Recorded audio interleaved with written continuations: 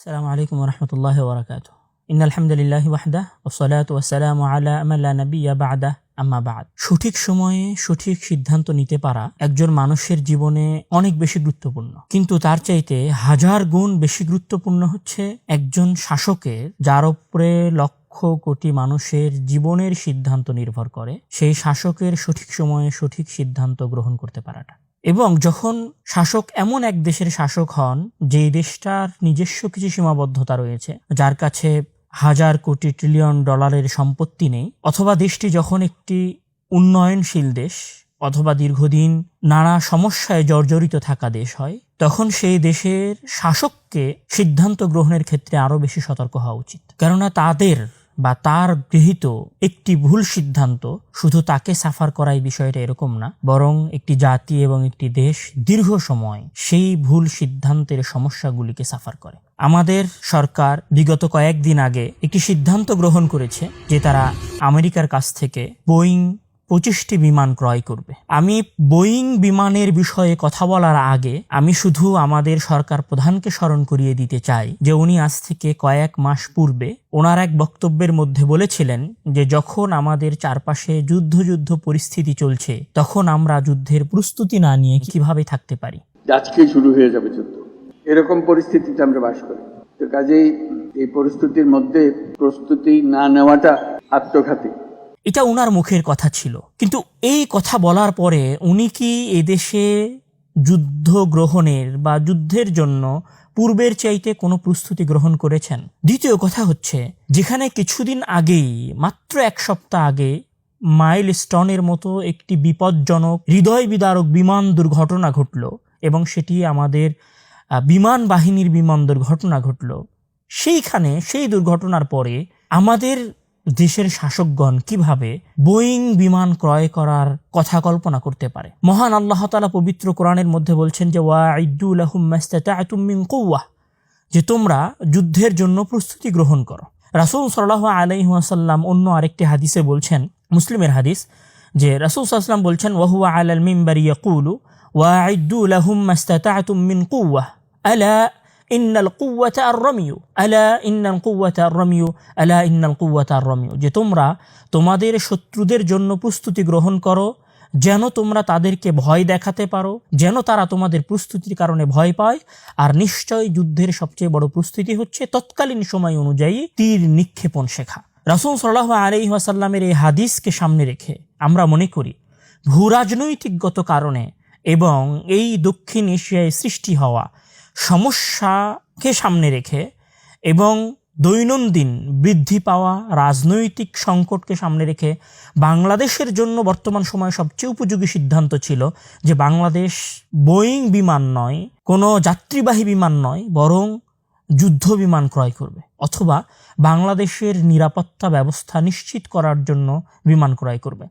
আমরা যদি জাস্ট একটু হিসাব করি যে 25টি বোয়িং বিমান ক্রয় করতে বাংলাদেশ সরকারের কত টাকা লাগতে পারে, প্রায় 2.5 বিলিয়ন থেকে নিয়ে শুরু করে 4.8 বিলিয়ন ডলারের প্রয়োজন হতে পারে এই 25টি বোয়িং বিমান কিনতে। আমরা যদি এই টাকাটাকে হিসাব করি, তাহলে এই টাকাটায় আমরা যদি আমেরিকার কাছ থেকেই জিনিস কিনতে বাধ্য হই, সেক্ষেত্রে আমরা তাদের কাছ থেকেই ডিফেন্স মিসাইল সিস্টেম থার্ড কিনতে পারি অন্তত 4-5টি। এই টাকাটাকেই যদি আমরা ব্যবহার করি, তাহলে রাশিয়ার তৈরি বর্তমান পৃথিবীর সবচেয়ে শক্তিশালী এয়ার ডিফেন্স সিস্টেম S-400 কিনতে পারি 3 থেকে 4টি। যদি আমরা এদিকেও না যাই, কিছু কয়েকদিন আগে আমরা যে সমস্যা ফেস করছিলাম সেটা হচ্ছে আমাদের যুদ্ধবিমানের সমস্যা, আমাদের কাছে যুদ্ধবিমান নাই।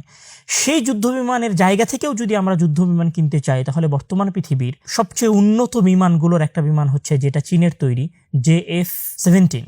এই বিমানটাও যদি আমরা কিনতে চাই, তাহলে আমরা এই সমপরিমাণ অর্থে 133টি গ্রেড ব্লক 3, মানে যেটা এখনো চীনের কাছে পরিকল্পনায় আছে, চীন এটা অন দ্য প্রসেসিং, সবচেয়ে উন্নত বিমান যুদ্ধ বিমানগুলোর একটা, এইটা আমরা 133টা বিমান কিনতে পারি। যদি আমরা এটাও না কিনি, আমরা যদি যুদ্ধ বিমান কিনতেও আমেরিকার কাছে দায়বদ্ধ হই, তাহলে আমরা F-35 35 লাইটিং, যেটা আমরা সেই যুদ্ধ বিমানটা কিনতে পারি 48টারও অধিক। ঠিক এরকম ভাবে আমরা যদি হিসাব করি, তাহলে এই টাকায় আমরা মোটামুটি ভালো সংখ্যক যুদ্ধবিমান কিনতে পারি। তাহলে যেইটা আমাদের সমাজের, আমাদের দেশের জন্য বর্তমান সময়ে সবচেয়ে নিডি জিনিস, আমরা সেই দিকে মনোযোগ না দিয়ে সেই দিকে ফোকাস না দিয়ে যেই সমস্যা আমরা কিছুদিন আগে সাফার করলাম সেই সমস্যা থেকে না ওঠার চেষ্টা করে আমরা কেন শুধুমাত্র পরাশক্তির হাতে বন্দী হয়ে যাওয়ার জন্য বোয়িং বিমান কেনার জন্য আগ্রহী হচ্ছি, অথবা বোয়িং বিমান কেনার চুক্তি কমপ্লিট করে ফেলতেছি? এটা কি আমাদের দেশের সরকারের এবং আমাদের দেশের জন্য সঠিক সিদ্ধান্ত? এখানে যদি আমি আরও একটু কথা বলি যে আসলে বর্তমান পৃথিবীতে দুই ধরনের বিমান কোম্পানি সবচেয়ে বেশি প্রচলিত, একটা হচ্ছে বোয়িং যেটা আমেরিকান কোম্পানি, আর একটা হচ্ছে একটা ইউরোপিয়ান কোম্পানি যেটা এয়ারবাস।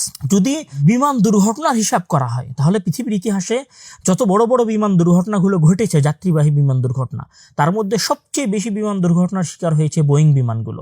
এখানে 2025 সালে 12ই জুন ভারতে যে বিমান দুর্ঘটনা হলো, এই বিমান দুর্ঘটনা ছিল বোয়িংয়ের, যেখানে 280 জন লোক নিহত হয়েছে।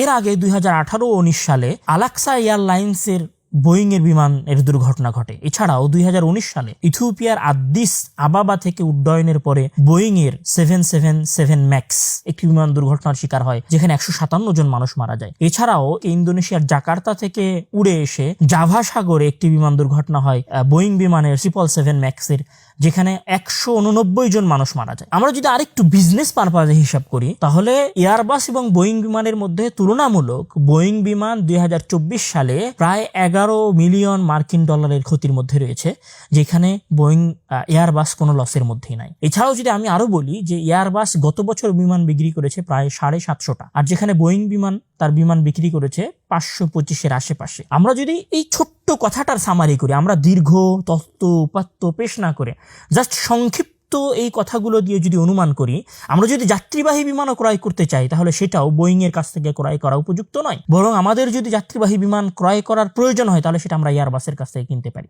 আর আমরা যদি আমেরিকার কাছ থেকে বিমান ক্রয় করতে বাধ্য হই শুল্ক কমানোর ক্ষেত্রে, তাহলে আমরা তাদের কাছে তাদের যে যুদ্ধ বিমান আছে সেটা কিনতে পারি, অথবা তাদের কাছে যে এয়ার ডিফেন্স সিস্টেম আছে সেটা কিনতে পারি, যেটা আমাদের দেশের জন্য বর্তমান সময়ে রাজনৈতিক পরিবেশে সবচেয়ে বেশি প্রয়োজন। যদি আমরা, এবং আরেকটি কথা, আমরা যদি বলয় থেকে বের হয়ে যেতে চাই যে এতদিন ছিলাম দাদাবাবুদের পরাশক্তির মধ্যে, এখন আমরা ঢুকে যাচ্ছি আমেরিকান পরাশক্তির অতল চোরাবালির মধ্যে, আমরা যদি এই চোরাবালি থেকে বের হতে চাই তাহলে আমাদেরই উচিত বর্তমানে চীনের কাছ থেকে বিমান কেনা, যেখানে আমরা উন্নত মানের বর্তমান সময়ের সবচেয়ে উন্নত প্রযুক্তির ব্লক 3-র F-17 বিমান আমরা কিনতে পারবো মোর দ্যান 100। আমি এই সংক্ষিপ্ত কথার মাধ্যমে দেশ ও জনগণের মানুষকে পয়গাম দিতে চাই যে সরকারের এই বোয়িং বিমান ক্রয়ের বিরুদ্ধে আপনারা আওয়াজ উঠান, সরকারকে বাধ্য করুন এই সিদ্ধান্ত থেকে ফিরে আসতে। আর আমি সরকারকে অনুরোধ করব যে আপনারা দেশ এবং জাতির স্বার্থে সিদ্ধান্ত গ্রহণ করুন। এই দেশ এবং জাতির মানুষেরা আপনাদেরকে ভালোবাসে, আপনাদেরকে এই দেশে সংশোধন করার জন্য তারা নিয়ে এসেছে। আপনারা তাদের আশা, তাদের যে কামনা আছে, যে আকাঙ্ক্ষা আছে আপনাদেরকে নিয়ে, সেটা আপনারা নিজেদের হাতে বিধ্বস্ত করে দিবেন না। আল্লাহ তাআলা আপনাদেরকে উত্তম সিদ্ধান্ত নেওয়ার তৌফিক দান করুক এবং আপনাদেরকে সৎ পরামর্শক দান করুক। আল্লাহুম্মা আমিন। ওয়া আখিরু দাওয়ানা আলহামদুলিল্লাহি রাব্বিল আলামিন। আসসালামু আলাইকুম ওয়া রাহমাতুল্লাহি ওয়া বারাকাতুহু।